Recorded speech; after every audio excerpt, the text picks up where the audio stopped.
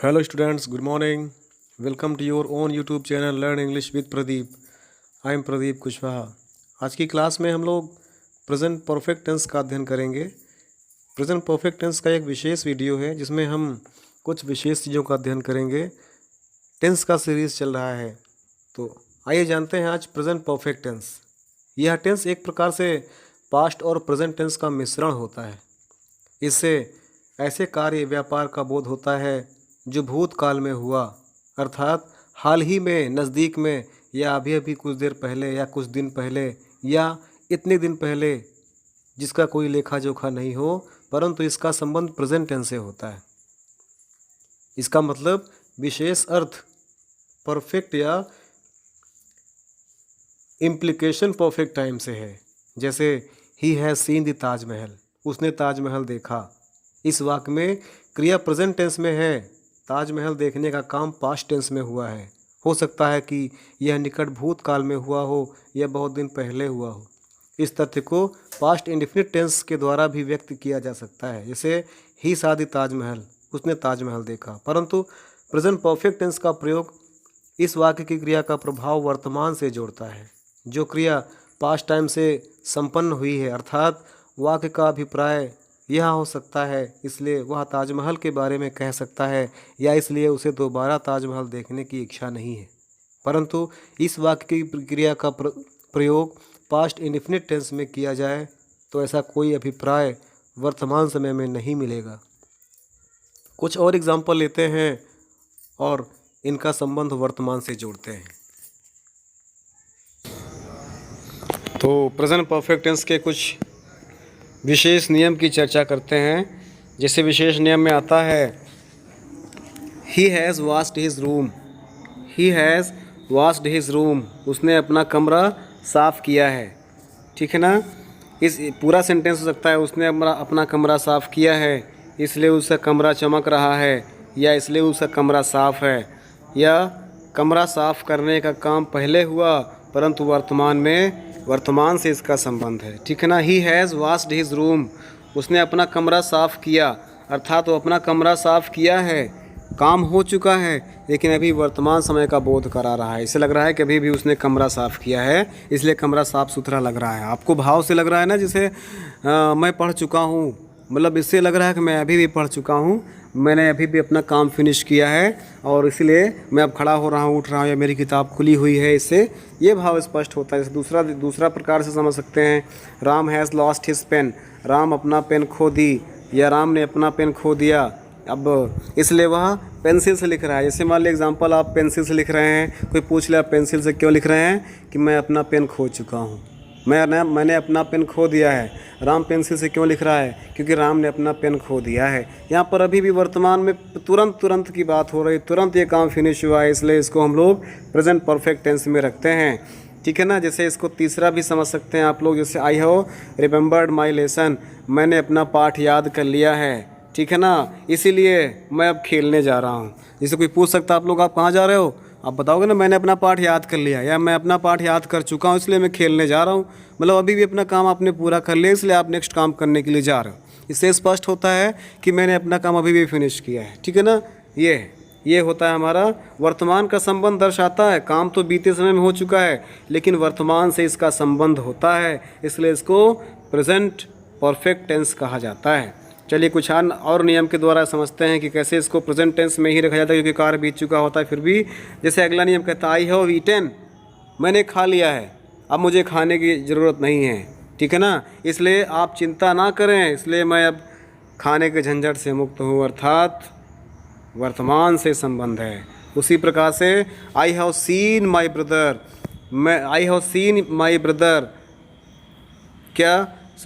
Have you seen my brother, have you seen my brother, क्या आपने मेरे भाई को देखा है, अर्थात प्रश्नकर्ता यह जानना चाहेगा कि वह कहाँ है, वह उसके बारे में क्या पोजीशन रखता है।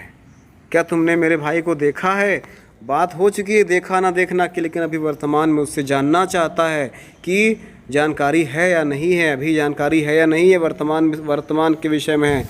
उसी प्रकार से आई हो ब्रोकन माई लेग, मैंने अपने टांग तोड़ ली है, टांग अभी भी टूटी हुई है, अर्थात इसका संबंध वर्तमान से है, परंतु आई ब्रोक माई लेग से यह स्पष्ट नहीं होता है कि अभी तक टांग टूटी हुई है या ठीक हो गई है। ये आई ब्रोक माई लेग होगा तो ये हमारा पास्ट इंडेफिनिट में चला जाएगा, लेकिन I have broken my legs मतलब ये हमारा प्रेजेंट परफेक्ट टेंस में होगा।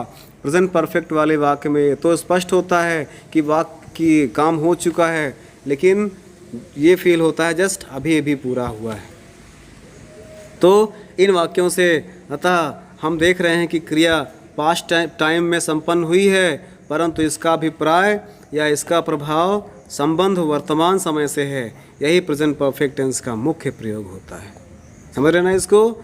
चलिए कुछ और इसके नियम समझते हैं। दूसरा नियम, पहला नियम थोड़ा कंफ्यूजिंग भरा हो सकता है, बट दूसरा नियम काफ़ी इजी है।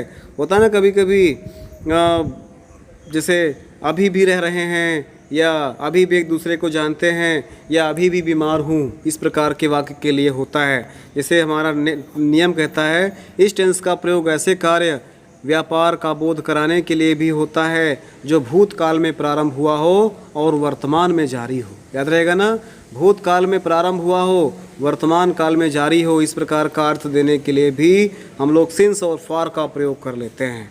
फॉर का प्रयोग हम लोग अनिश्चित समय के लिए करते हैं और सिंस का प्रयोग हम लोग निश्चित समय के लिए करते हैं। जैसे we have lived in this house since 1990, 1990 से हम इस घर में रह रहे हैं, ये रह रहे हैं। यहाँ पर वी हैव लिव्ड, यहाँ पर देखिए past perfect tense, present perfect tense की बात हो रही है, लेकिन रहे का भाव हो रहा है। चूँकि अभी भी हम यहाँ पर रह रहे हैं, लेकिन इस समय से रह रहे हैं, तो यहाँ पर हमने पढ़ लिया है पहले ही कि भूतकाल में घटना का वर्तमान काल से संबंध बताया जाता है। जैसे we have lived in this house since 1990, जैसे we have known each other for 10 years, जहाँ पर सिंस है, चूँकि 99 निश्चित समय है, यहाँ पर 10 ईयर अनिश्चित, इसलिए यहाँ पर फॉर का प्रयोग किया गया है।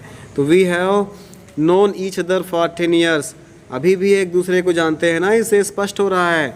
वी हैव नोन, हम जान चुके हैं या हम जानते हैं, ईच अदर एक दूसरे को, फॉर 10 ईयर्स 10 सालों से, अभी भी काम चल रहा है, अभी भी आप जानते हो, इसलिए इसको हम लोग प्रेजेंट परफेक्ट टेंस में रखते हैं। उसी प्रकार से I have been ill since Monday, अभी भी बीमार हूँ ना, यहाँ पर I have been ill since Sunday, मैं मंडे से बीमार हूँ, अभी भी बीमार चल रहा हूँ, इसलिए इसको हम लोग प्रेजेंट परफेक्ट टेंस में रखते हैं।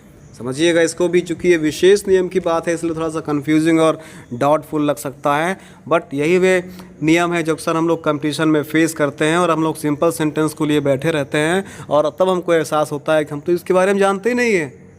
इसलिए गाइस वीडियो को अंत तक देखिए, आपको बहुत से अननोन नियम भी जानने को मिलने वाले हैं। जैसे इसमें विशेष नोट से संबंधित है, जो कार्य व्यापार भूतकाल में शुरू हुआ हो और अभी भी जारी है, उसे व्यक्त करने के लिए 2 टेंस हैं। जैसे पहला है प्रेजेंट परफेक्ट टेंस तथा प्रेजेंट परफेक्ट कॉन्टिन्यूअस टेंस। ये 2 प्रकार के टेंस हैं जिसके द्वारा हम लोग कार्य व्यापार भूतकाल में शुरू हुआ हो या अभी भी जारी हो, उसके लिए 2 प्रकार के टेंस का प्रयोग कर सकते हैं, प्रेजेंट परफेक्ट टेंस या फिर प्रेजेंट परफेक्ट कॉन्टिन्यूअस टेंस का प्रयोग कर सकते हैं। और इनका प्रयोग हम प्रेजेंट परफेक्ट टेंस तथा प्रेजेंट परफेक्ट कॉन्टिन्यूअस टेंस दोनों में कर सकते हैं, परंतु वैसे वर्ब्स जो प्रायः कॉन्टिन्यूअस टेंस में प्रयोग नहीं होते हैं, उनके लिए हम प्रेजेंट परफेक्ट टेंस का प्रयोग करते हैं। ठीक है ना, जो tense present perfect continuous tense में प्रयोग में नहीं आ सकते हैं, उनको हम लोग प्रेजेंट परफेक्ट टेंस में रखते हैं। जैसे कुछ एग्जांपल से स्पष्ट है, I have lived in this town since 1968, जैसे I have been living in this town since 1968, both are correct. जैसे he has lived for 2 hours, जैसे he has been studying for 2 hours. इस प्रकार से आप बना सकते हो एग्जाम्पल्स को, दोनों नियम से आप बना सकते हो और उसको समझ सकते हो और समझा सकते हो। जैसे नेक्स्ट और थोड़ा देख लेते हैं इसी के विषय में। जैसे आई हैव, जैसे हमने ऊपर के नियम लिए, लेकिन कुछ और भी है जिसमें आप लोग समझ सकते हैं। जैसे I have been knowing him for 10 years, इसको आप ऐसे नहीं लिख सकते हैं, I have been knowing him for 10 years, इसको आप ऐसे नहीं लिख सकते हो, क्योंकि इसके बदले आपको लिखना पड़ेगा I have known him for 10 years। ठीक है ना, I have been knowing him, चूँकि नोइंग हमने पहले ही कहा कि ING नहीं लगाना है नोइंग में, तो आई have known him for 10 years, इसलिए कि वर्ब नोन टू नो का प्रयोग सामान्यतः प्रेजेंट कंटीन्यूअस टेंस में नहीं होता है, हमने आपको पहले ही बता दिया था। इसलिए इसको हम लोग लिख सकते हैं we have known him for 10 years। ठीक है ना, तो कुछ और नोट्स की, दूसरे नोट्स की बात कर लेते हैं। जैसे इस टेंस के साथ ever, never, always, occasionally, often, several times, already, yet और जस्ट, जिसे हिंदी में तुरंत कहते हैं। इन और बहुत सारे वर्ड हैं, जैसे लेटली, लेटली मीन्स हाल ही में, रिसेंटली या हाल में, सो फॉर अब तक या जहाँ तक, अप टू नो अभी तक, अप टू द प्रेजेंट वर्तमान समय तक इत्यादि एडवर्ब्स या एडवर्बियल्स का प्रयोग करते हैं इसमें। जैसे तीसरी नोट्स की बात कर लें, इस टेंस के साथ एगो का प्रयोग नहीं होता है, ना ही अन्य भूतकालिक समय सूचक शब्दों का ही प्रयोग करते हैं। जैसे इसका भी कुछ एग्जाम्पल समझ लेते हैं। जैसे करेक्ट और इनकरेक्ट हमने अलग अलग बना दिए, इधर वाले इनकरेक्ट हैं और ये वाले करेक्ट हैं। जैसे पहला नियम है हमारा, पहला है he has come yesterday, he has come yesterday नहीं होता है, बल्कि क्या होगा, he came yesterday. He has come yesterday, वो कल आ चुका है, नहीं, ही केम यस्टरडे, वह कल आया। उसी प्रकार से I have seen him 2 years ago, नहीं, आई सा हिम 2 years ago होता है। इस प्रकार से